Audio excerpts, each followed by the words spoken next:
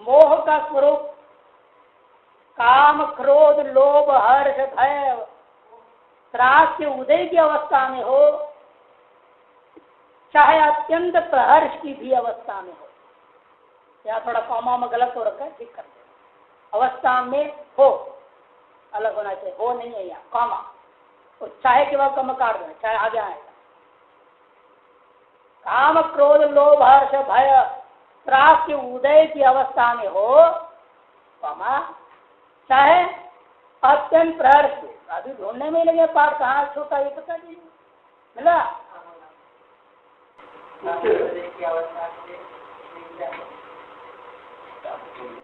अवस्था में हो लिखना पड़ेगा, वहां पर है नहीं, कहाँ है वहां पर, वो है नहीं। फिर कॉमा, जो चाहे के बाद कम काटो, चाहे अगले वाक्य जोड़ेगा। चाहे अत्यंत प्रहर्ष की भी अवस्था में हो, किसी भी अवस्था में हो, मोह तो मोह ही है। चाहे बड़े प्रसन्न है, खूब सुख मिला हुआ है, सारे मस्ती है, सारे धन दौलत, गाड़ी घोड़ा सब है, गति भी मिली बढ़िया से बढ़िया, बड़ा गति, शंकराचार्य गति, गाड़ी बड़े हैं, सारी प्रहर्ष की अवस्था में ये मोह है। अत्यंत, तीसरे विशेषण क्या है, अत्यंत प्रहर्ष की भी अवस्था में हो, काम, कर्म, क्रोध, लोभ इत्यादि में अवस्था में तो है ही मोह, अत्यंत प्रहर्ष की अवस्था में भी मोह है। यहाँ सर्वत्र मोह की ही महिमा, सभी में मोह की ही महिमा। जितना ज्यादा मोहान्वित होगा उतना ही बड़ा पद पे बैठा रहेगा। कम मोह में रहेगा वो गरीब में बराम का भजन भी कर लेगा। अब इंद्रा के पद के इतने महामोह में पड़े हुए हैं, जितने ऊंचे पद में है वो समझ लेना उतनी मोह का जाल में फंसा पड़ा। और जो आदमी अपने आप को समझ कुछ भी नहीं संसार में है, वही वास्तव राम का भजन भी करते। मोह बहुत कम है। इसे साधक के लक्षण में चैतन्य महाप्रभु कहते हैं, तृणात भी सुनीचे, अपने आप को घात से तुच्छ समझना पड़ेगा तो साधक बन सकता। जैसा मैं ढोने आ गया हूँ वो साधक ही नहीं गया, तो तुम तो गृहस्थ हो, प्रणाम करो मेरे को, लो ऐसे बोल, सन्यासी लाल पहन के बोल, वो साधक ही नहीं। अपने शिष्य भी प्रणाम न करे तो गुरु को सोच रहे हैं कि क्यों नहीं प्रणाम कर रहा। इसके विकल्प आ गया मन में इस तरह का, वो भी गया गुरु मोहग्रस्त। जैसे कि प्रणाम की भूखा है वो गुरु का है। मोह का पता नहीं चलता है किस स्वरूप में मोह आदमी को ग्रसित कर रखा है। इसके बाद सविलास महामोह ग्रह ग्रस्त, यहाँ पर मोह का ये सब महिमा ही है, समझो मोह की ही महिमा सारी चीजें। और ठीक विपरीत क्या है, विश्राम आने कॉमा डाल दो, विश्राम अलग अलग, मोह खत्म हो गई और स्वरूप में आ रहे। स्वस्वरूप क्या है फिर, वो चिदानंद रूप है, सर्वज्ञान है, सर्व क्रिया में स्वतंत्र। ठीक विपरीत, जब मोह समाप्त हुआ आप स्वरूप स्थित हो गए का मतलब आप चिदानंदमय हो जाएंगे। सर्व ज्ञान में स्वतंत्रता रहेगी, सर्व क्रिया में स्वातंत्रता आ जाएगी। कोई भी सिद्ध, एक वाक्य वैसे एक वाक्य था, ऐसे बोलते हैं हिंदी वाले, व्याख्या करो हिंदी पूरा ध्यान हिंदी को बोला हुआ है सब, गाड़ी एकदम फटकार देती सिर्फ ये मैं समझ रहा अपने आप को ब्रह्मज्ञानी हो गया। ये अपने आप से समझ रहा है, ब्रह्मज्ञानी समझ रहा है, तुमसे बड़ा खतरनाक कोई और नहीं होगा। क्यों? कोई भी सिद्ध सर्वज्ञता सर्वकर्ता नहीं होता। इसलिए सर्वज्ञता सर्वकर्ता जो चैतन्य है उस आत्मा का आवरक होने के कारण ये सब सिद्धियां है ही है। जो सिद्ध अपने आप को मान रहा है वह कभी सर्वज्ञ हो नहीं सकता है, वह कभी सर्वकर्ता नहीं हो सकता है, क्योंकि सिद्धियों के जाल में बंधा हुआ। और ये सिद्धियां कैसी है, आत्मा का आवरक होने के कारण से। सर्वकर्ता सर्वज्ञाता जो चैतन्य है उसका आवरक होने के नाते सारी सिद्धियां यही कोटि में आ गए। क्या मोह होने पर ही ऐसी सिद्धियों की इच्छा होती है। सिद्धियों की इच्छा कब होती है? मोह होने पर ही होती है। ये संसार के विभिन्न विषयों से मोहित नहीं है तो कभी भी इच्छा उसका जागृत नहीं है। आप दूसरे को देखा हो, बहन जी है ना, बढ़िया जा रहे हैं, बढ़िया कपड़ा पहने हुए, बढ़िया कार में घूम रहे हैं, आगे पीछे चले चपाटे, बेरोजगार आदमी था, उसने सोचा हम भी ऐसे साधु हो जाए तो कितना अच्छा है। हाँ, इधर नौकरी उधर नौकरी, अप्लीकेशन डाले डाले परेशान, इंटरव्यू दिए परेशान हो गया। ऐसे दर्जे छोड़ो, लाल पहन लो, जहाँ जाओ वहीं इज्जत की इज्जत मिलती। हाँ गुरु जी आइए, गुरु जी आइए, महात्मा जी, महाराज जी, क्या सम्मान मिलता है। खाना पीना बढ़िया, रहन सहन बढ़िया, ठाट बाट है यहाँ पे। मोह से तो होगा, जैसे मोह से ही सिद्धियों की इच्छा होती है। दूसरों को देखा उसके सर अपने भी प्राप्ति करने के लिए कुछ सिद्ध करना तो पड़ेगा। अभेद करने से क्यों थोड़ा हो जाएगा, और झूठ बोलने की सिद्धि अपनाना पड़ेगा। वो भी सिद्धि है, नादान सिद्धि नहीं है भाई। झूठों के जाल से लाखों को बेवकूफ बनाना कोई साधारण सिद्धि है, ये कम नहीं। हम लोग जैसे ये जो झूठ बोलो तो अगले दिन पकड़े जाएंगे, फंस जाते हैं। कोई नहीं होता ही, कोशिश करके देखा कई बार, हमने तो झूठ बोल के देखे, वही जाने का बेकार काम, अपने बच्चे की बात नहीं। ये लोग कर रहे हैं, ऐसी जाल बिछा रखे हैं कि बस देखते हो। है ना, योगीराज जी नहीं बताया था ना, कमरे में सोते रहते थे 9 बजे तक, 9 बजे तक सोते, 9 से 10 थोड़ा नहाए धोए, सिलेंडर लगा दिया, थोड़ा चंदन लगा ली, कुछ बंद कर दिया कमरे में। 10 से 11 के बीच कभी घंटे बजा देते थे, तो ऐसे कर देते थे। पूजा नहीं करते थे वास्तव में, ऐसे बजा दिया कमरे के अंदर। बाहर जब सुनाई दे घंटी बज रही है, महाराज जी लगे हुए हैं मूर्ति में, फिर कभी रेडियो सुनते थे, लगाकर बाहर सुनाई न देना, वो बाहर नहीं सुनना चाहिए ना, उसके लिए तो लगा लेते थे कान वाला, और घंटी बजाने के लिए रोक बात सुनना चाहिए इसकी। क्या कलाकारी थी, देखते थे बड़ा तमाशा। इधर देखा हमने, ऐसे कैसे लोग करते हैं, हम लोग करे तो खड़े जाए, उनको पकड़ता ही नहीं, ये तरीका बड़ा गजब। इसलिए मोह सकल व्याधिन कर मूला, ताते पुण्य उपजय बहुशूला। रामचरितमानस में कहते हैं मोह सकल व्याधिन कर मूला, सभी कल व्याधियों का मूल मोह ही है। क्यों? ताते पुनि उपजय बहुशूला, कि इन्हीं से, मोह से ही बारंबार अनेक प्रकार से शूल उपजता है, कष्ट प्राप्त होता है। ये मोह ऐसा चीज है, क्योंकि ये अपने स्वरूप का आवरण किया है। जब ये आवरण नहीं करेगा, आवरण करने से ही सिद्धियों की इच्छा होती है, वही मोहावरणा सिद्धि। मोह से आत्मा का आवरण होने से ही सिद्धियों की इच्छा होती है। मोह आवरण का भंग करना ही मुख्य लक्ष्य है। मंदाधिकारी के लिए सबसे मुख्य काम, उसका पहला काम है मोह को भंग करना। वस्तुओं को देख करके वस्तुओं की जो इच्छा जगती है उसको वहीं तोड़ देना चाहिए। जैसे हम लोगों ने क्या कहा उसमें, संत है जो मन को मारा, जहां इच्छा जगती उसको खत्म कर दो। नहीं, एक इच्छा पूरी करोगे फिर दूसरी इच्छा जगेगी, तीसरी इच्छा जगेगी। हमारे दृष्टांत देते, एक बच्चा अपने बाप से लड़ाई किया कि आस पड़ोसी में जो आदमी सब हमारे दोस्त वगैरह स्कूटर लेके घूम रहे, हमें स्कूटर, जो हम साइकिल में नहीं जाएंगे, बेइज्जती होती है। हम साइकिल में जा रहे और सब दोस्त लोग स्कूटर में जा रहे, ये क्या बात। चलो बेटे का जिद के चक्कर स्कूटर दे दिया, 2-4 महीने 6 महीने स्कूटर चलता रहा। इतने में एक दोस्त ने मोटरसाइकिल खरीद ली, ये बाप ने दिला दिया। अब ये भी करने लगा, हम मोटरसाइकिल के बिना हम नहीं जाएंगे कॉलेज। भोजन करना छोड़ दी, हट करने लगा, क्या करें, मोटरसाइकिल दे दी। एक संकल्प पूरा नहीं हुआ, कुछ दिन खुशी, फिर दूसरा संकल्प जग जाता, देखा देखी। वो भी कब तक टिकेगा? फिर वो देवी आ जाएगी शादी करके, पत्नी बोलेगा कि क्या ऐसे मोटरसाइकिल में कब तक घूमते रहेंगे, थोड़ा कार ले आओ, कार में घूमेंगे, है ना।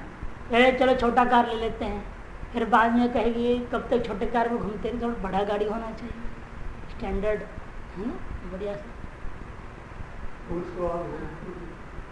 इतना भी संतोष नहीं होता, हो गया बहुत कारों में घूम लिया, और थोड़ा सिंगापुर हो आते हैं, थोड़ा हवाई जहाज में चलते हैं। वो भी इच्छा बढ़ती रहेगी, घटने वाली तो है नहीं। मोह ऐसी चीज है, वो भी दूसरों को देख के जो होता, वो सबसे ज्यादा खराब है। अपने अंदर जो वासना से इच्छा जग रही है, ये तो इतना तो दुख नहीं देते जितना दूसरों का देखा देखी जो होता है। आज जो समाज बिगड़ी है, दूसरों का देखा देखी, वो ऐसे रहते, हम भी ऐसे रहेंगे। उनके वहाँ ऐसे किचन बना तो हमारे यहाँ वैसे किचन बनना चाहिए, उनके ऐसे लॉबी थी, हमारे यहाँ ऐसे लॉबी होनी चाहिए, उनके सीढ़ियों में ऐसे डिजाइन बना हुआ था, हमारे ऐसे डिजाइन होना चाहिए। सारे इसी में लगे हुए हैं। महात्मा लोग भी, उनके यहाँ इतना बड़ा आश्रम बना, ऐसे ऐसे कमरे बने, एसी कमरा इतना है, उतना कूलर के कमरे इतने, हमारे यहाँ भी होना चाहिए इतना कमरा लगे। उन्होंने इतना लाख का मंदिर बना दिया, हमें भी इतना लाख का बनाना नहीं, वहाँ होता है आपके यहाँ इतना बड़ा सत्संग मंडप बना दिया, हमारे इतना बड़ा सत्संग मंडप होना चाहिए। अरे 100 स्क्वायर फुट का बना दिया, हम तो 200 स्क्वायर फुट का बनाएंगे, लगे हैं हाय हाय पैसा उसके फिर चक्कर में। देखा देखी जो समाज में विकृति आई है, ये मोह बहुत ही विचित्र स्थिति है। साधक के लिए तो इसमें बहुत ही सावधान रहना जरूरी है। इसके संस्कृत टीका में कह रहे, देखिए, मोहावरणात् सिद्धि, मोहकृतात् आवरणात् प्रोक्त धारणादि क्रम समासादितात् तत्त तत्व भोग सिद्धिर्भवति न तो परतत्व प्रकाशः। मोहकृत आवरण से युक्त होकर यदि आप प्राणायाम धारणा प्रत्याहार समाधि लगाओगे, मोहयुक्त होकर यदि आप इन साधनों को करोगे, तो आपको तत्व का भोग की सिद्धि होगी।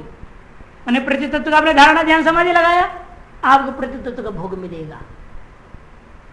जल तत्व का आपने प्रत्याहार धारणा ध्यान समाधि लगा दी, जल तत्व का भोग आपको कर सकते हो, जल पर चल सकते हो, समुद्र पर चल रहे हैं आप, सारी दुनिया देखती रह जाएगी, जय जयकार होगा, लोग पीछे लगेंगे। अग्नि तत्व कर आपने जीत हासिल कर लिया, अंदर से वासना मोह युक्त होकर किया साधना, तो आप अग्नि पर चल सकते हो, अग्नि को खा सकते हो। लोग देखते रह जाए तो अग्नि को खा रहा है, ये अग्नि पर चल रहा है, अग्नि के साथ खेल रहा है, सिद्धियां मिल जाएंगी। न तो परतत्व प्रकाश है, लेकिन परतत्व का कभी प्रकाश नहीं हो सकता। से देह शुद्धि, भूत शुद्धि, प्राणायाम, प्रत्याहार, धारणा, ध्यान, समाधि, पहला देह शुद्धि का सूत्र आया, फिर भूत शुद्धियों के बारे में वर्णन हुआ, फिर प्राणायाम, प्रत्याहार, धारणा, ध्यान, समाधि, इनके द्वारा या तत्व रूपा सिद्धि भवति, जो तत्व रूपा सिद्धियां आपको प्राप्त होगी, यदि वो मोह आवरण से युक्त है तो सा यदि मोहावरणात् न तो तत्व ज्ञान आदित्या, वे तत्व ज्ञान से प्राप्त नहीं हुए हैं तो हानिकारक हो जाते हैं। इस विषय में कहा भी है, मोह यति मोह मने माया, तत्कृताद आवरणात् प्रोक्त धारणादि क्रम समासादिता तत्व तत्व भोग रूपा सिद्धि भवति। स्वयं भूर भगवान देवो जन्म संस्कार वर्जितः निर्विकल्पम परम धाम अनादि निधनम शिवम प्रत्यक्षम सर्वजंतूनां न च पश्यति मोहितः। यदि सकल जंतुओं का प्रत्यक्ष है आत्मा, लेकिन मोहित होकर के कोई उसे अनुभव नहीं कर रहा, न च पश्यति मोहितः, क्योंकि वो कैसा है, अनादि निधनम शिवम, अनादि निधन शिव है, अनादि कारण रूपा है, परमधाम है, निर्विकल्प है, जन्म संस्कार आदि रहित है, स्वयं भू भगवान देव है। ऐसा जो सर्व प्रत्यक्ष है उसको भी ये जंतु मोहित हसन न पश्यति, मोहयुक्त होने से देख नहीं पाता है। इसे करना क्या चाहिए? साधना करना पड़ेगा भाई, साधना करना पड़ेगा। मोह त्याग करके साधना करना पड़ेगा। मोह त्याग के क्या साधना करना पड़ेगा? बहुत श्लोकों में बोल रहे। मध्यमं प्राणमाश्रित्य प्राणपान पथांतरम आलम्ब्य ज्ञान शक्ति तत्स्थं चैवासनं लभे प्राणादि स्थूल भावंदु त्यक्ता सूक्ष्म मथांतरम सूक्ष्मातीतं तु परमं स्पंदनं लभ्यते यतः प्राणायाम सनिर्दिष्टो यस्मान्नच्यवते पुनः शब्दादि गुण वृद्धिर्या चेतसा ह्यनुभूयते।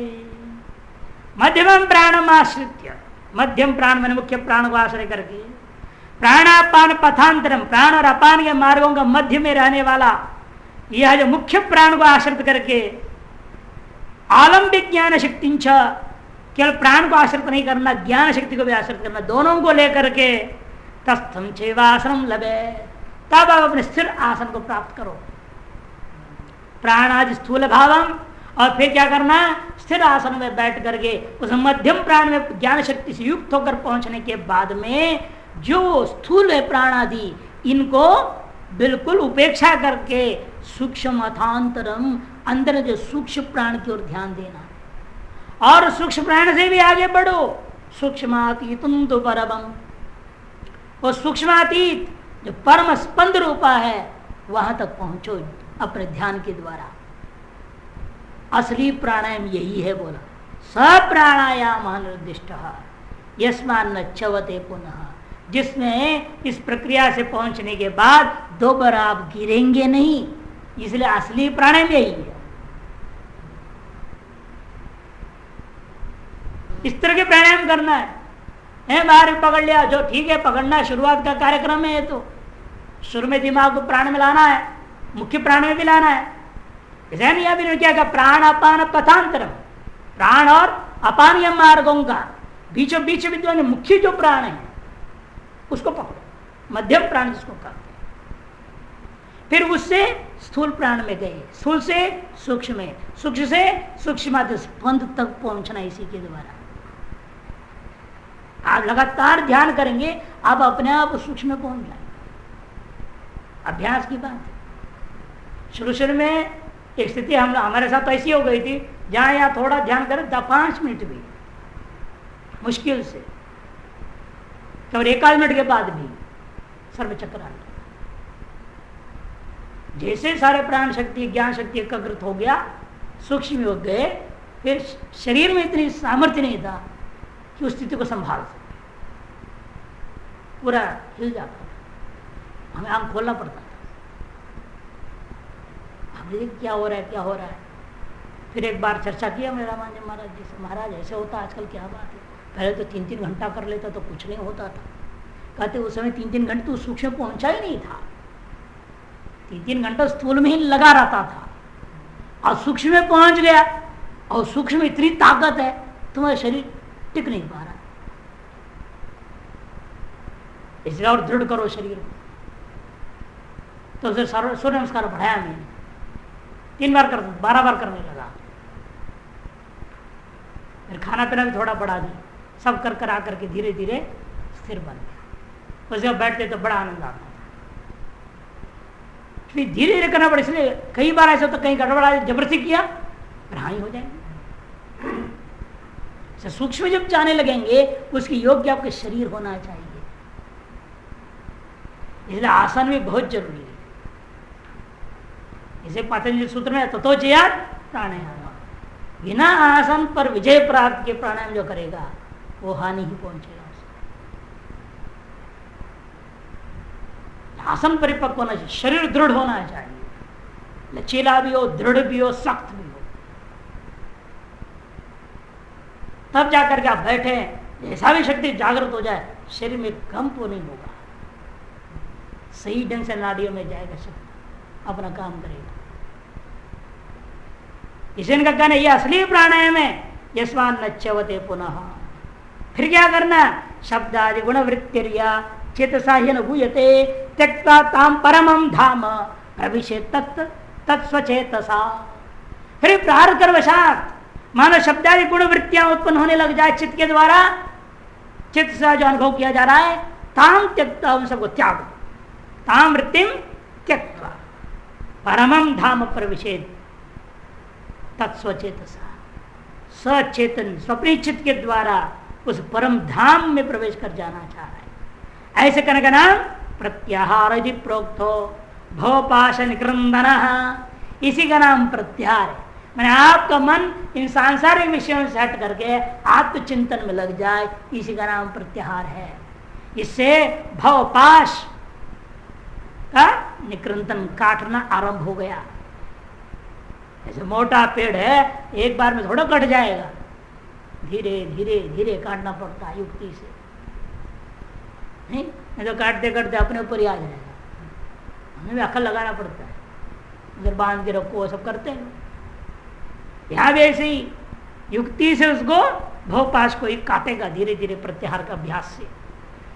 धी गुणान समधिक्रम्य निर्ध्येयं परमं विभुम ध्यात्वा ध्येयं स्वसंवेद्यम ध्यानं तच्च विदुर्बुधा। संवेद्यम संवेद्यम हो गया, संवेद्यम।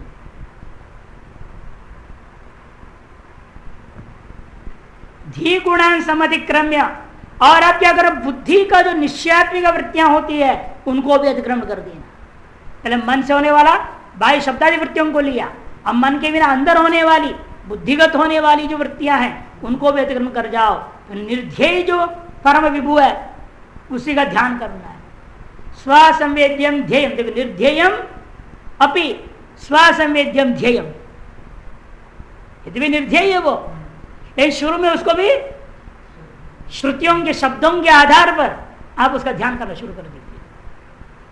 तच्च ध्यान विदुर्बुधा, इसी को विद्वान लोग ध्यान करते। यदि भी परम ब्रह्म कैसा है, परम विभु निर्ध्येय, वो निर्ध्येय है, उनका ध्यान भी नहीं हो सकता है। वृत्ति के उसको कोई वृत्ति से उसको बना सकते हो क्या पकड़ोगे उसमें? कोई अवयव नहीं, क्रिया नहीं, कुछ भी नहीं, कोई विशेषण नहीं, कोई धर्म नहीं, कैसे चिंतन कर सकते हैं आप उसका? इसलिए हमने क्या करा, श्रुति के शब्दों को आलंबन बना करके उसके तरह से स्वरूप का चिंतन करते हैं। तत्वमसादि वाक्यों के माध्यम से चिंतन करेंगे, जिसको कहते हैं हम स्वसंवेद्यम ध्येय। यदि निर्ध्येय है वो, असंवेद्य है, फिर भी उसको स्वसंवेद्य मान लेना। वास्तव में वो स्वसंवेद्य भी नहीं, पर संवेद्य भी नहीं, अवेद्य भी नहीं और वेद्य भी नहीं। फिर भी शुरू में अभ्यास के लिए क्या करना पड़ा, अनुभूति के लिए पहले श्रुतियों का आधार पर उसका ध्यान करना पड़ेगा। धारणा परमात्म तत्व धार्यते येन सर्वदा धारणा सा निर्दिष्टा भवपाश निवारिणी। और ध्यान होने से पहले धारणा होगी। धारणा क्या है? परमात्म तत्व को धारण जिसके द्वारा किया जाए उस चित्त वृत्तियों को धारणा क्रिया विशिष्ट मानी जाएगी, निर्दिष्टा एवं भवपाश का निवारण करने में उपयोगी होती है। स्वपरस्थेषु भूतेषु जगत्यस्मिन् समानधीः शिवोहम अद्वितीयोहम समाधि सपरा स्मृतः। इसी का नाम समाधि है, जिसमें निर्णय हुआ स्वपरस्थेषु भूतेषु सर्वेषु जगति अस्मिन्, अपने में, पर में, सकल भूतों में, पूरे संसार में अस्मिन् समानधीः, समय समान बुद्धि हो जाए। वासुदेव सर्वमिति स महात्मा सुदुर्लभ, सब में वासुदेव भाव कर लिया। शिवोहम अद्वितीयोहम स समाधि पर स्मृतः, यही श्रेष्ठ समाधि करके श्रुति स्मृतियों में कहा हुआ है।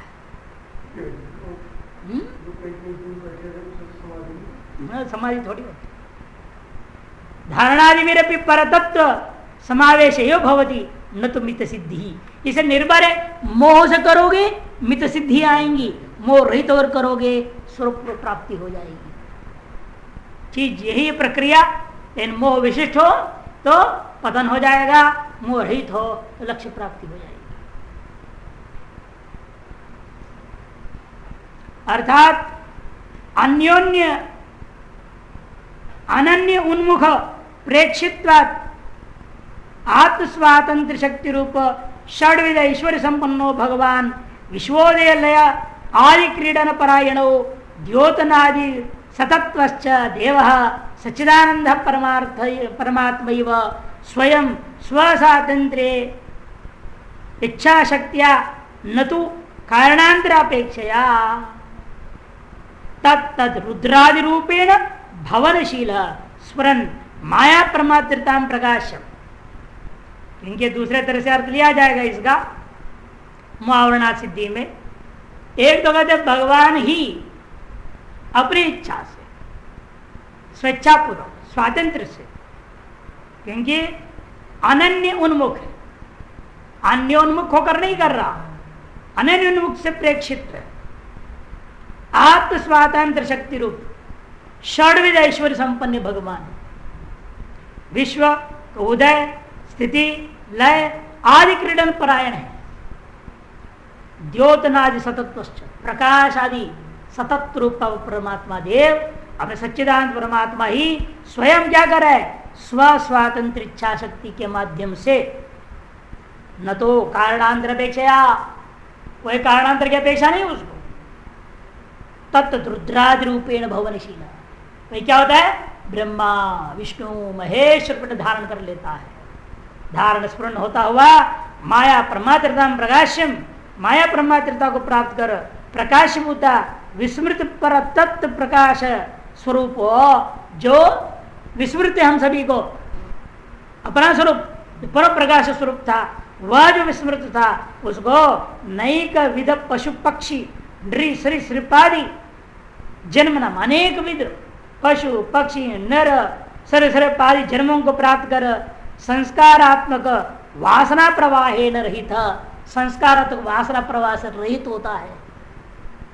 स्व अधीन कृत्य परतंत्रपता नीता, स्वाधीन स्वाधानी है,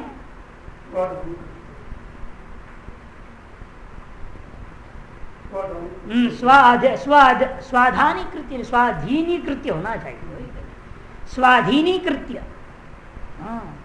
स्वाधीन शब्द होता है, उसे कृत्य के योग में लेप हो गया छवि प्रत्यात। हाँ, स्वाधीनी कृत्य परतंत्र पतामनीता, अपने आप उन सब शरीरों को अपने अधीन भी बना लिया और उसके अंदर घुस करके परतंत्र जैसा हो गया, वही एक ईश्वर। अतएव भिन्न वेद्य प्रथा रूप मायी मलेन मोहित, से भिन्न जो आपका प्रथा है, भिन्न वेद्य प्रथा, भिन्न हमारे ये संसार का विषयभूत वेद्यभूता का ये जो प्रथम चला विस्तार है, उस विस्तार पर माई मल के द्वारा मोहित है। सर्व प्राणी नाम परतंत्र प्रकाशन विना, क्योंकि सर्व प्राणी कैसे हैं, परतंत्र प्रकाश के बिना हम कुछ भी प्रकाशन नहीं कर पाते। सत्ता स्फुरता अनुपते है, इनकी अपनी स्वतंत्र सत्ता, स्वतंत्र जो स्फुरता थी वह सब अनुपन्न हो गया। अप्रोक्षम चित्रूपम स्वात्मान नैव परामर्शति, अप्रोक्ष जो चित्र स्वात्मा है उस मोह के रूपये से आवृत होने के नाते उसका हमें परामर्श नहीं हो रहा है। इसे जब से हम अभ्यास करें प्राणायाम आदियों का, हमेशा ध्यान रखना चाहिए लेश मात्र भी किसी भी वस्तु का क्षुद्र संकल्प क्षण भर के लिए भी नहीं आनी चाहिए। यदि एक भी संकल्प भूल से भी आ गया, आपका सारी साधना और संकल्प पूरा करने में लग जाएगा। पहले आजकल लोग जो भजन करते हैं, महात्मा पूजा पाठ साधन, उनकी साधना विफल क्यों हो रही है? जब विघ्न आते हैं, विघ्न दूर करने के लिए उनका सारा वृत्ति बन जाती है, संकल्प हो जाता है। अब जब विघ्न की हम महत्व दे दिया, महत्व देने से उसको दूर करने के लिए आप क्या कर संकल्प कर लोगे, आगे ना कामना, उसकी पूर्ति आपकी सारी तपस्या लग जाती है, विघ्न दूर हो जाएगा, लेकिन आपका तप क्षीण हो गया।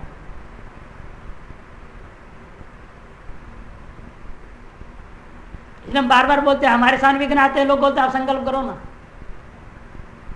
वहां कहते ना इस काम के लिए नहीं कर सकते, इसको प्रारंभ कर्म ऐसे क्षय होने दो, ये संकल्प करेंगे फंस जाएंगे। जिस लक्ष्य से कर रहे हैं बाकी स्वाध्याय सब बेकार हो जाएगा। नहीं नहीं, प्रारब्ध क्षय असल में ना हम उसको महत्व दे रहे हैं ना, इसका मतलब हम उसको साधना में बाधक मान रहे हैं, ये तो बड़ा गलती हो गई। आप इधर नीचे क्यों गिर रहे हैं? आपकी साधना में बाधक हो सकता है क्या? ये क्यों नहीं सोचते हैं? इतने दुर्बल हैं, इसके सामने घुटना टेक दिया, आपकी साधना टूट गई। आगे नहीं, अपनी साधना करेंगे, ये आगे प्रारंभ कर्म है, ठीक है, जितना उसके लिए करना उतना बहिर्मुख हो जाए कुछ देर के, फिर अपना अंतर्मुख हो जाए। लेकिन अपना तपस्या का बल, संकल्प शक्ति का प्रयोग इसके लिए नहीं करना। प्रारब्ध क्षय होने में कोई दिक्कत नहीं। आगमापायन नित्य स्थान भार, ये सारी चीजें क्या आने जाने वाली स्थितियां हैं, कितने दिन तक टिके, खत्म हो जाएंगे। ये श्रुति स्मृतियों में चिंतन करने से हमें पीछे नहीं हटना चाहिए। जितनी आवश्यकता है प्रारब्ध कर्म का क्षय करने के लिए, अपना जो बहिर्मुख कर्म करना पड़ेगा उसके लिए क्षय करने की प्रक्रिया में, तो उतनी करो। लेकिन अपने को पूरे झोंकते क्यों हो? सारे अपने तपोबल को इस्तेमाल कर, अपने संकल्प को इस्तेमाल कर रहे हो, सारा पुण्य पाप को उसमें डाल दे रहे हो, क्या करना, वो गलत है। इसलिए इनका कहना है कि भैया बस मोह त्याग पूर्वक की साधना इसलिए करनी चाहिए, और इस साधना काल में मोहवशात यदि आप एक भी संकल्प करेंगे उससे आपको सिद्धियां ही मिलेंगी, और सिद्धियां आपका पतन का कारण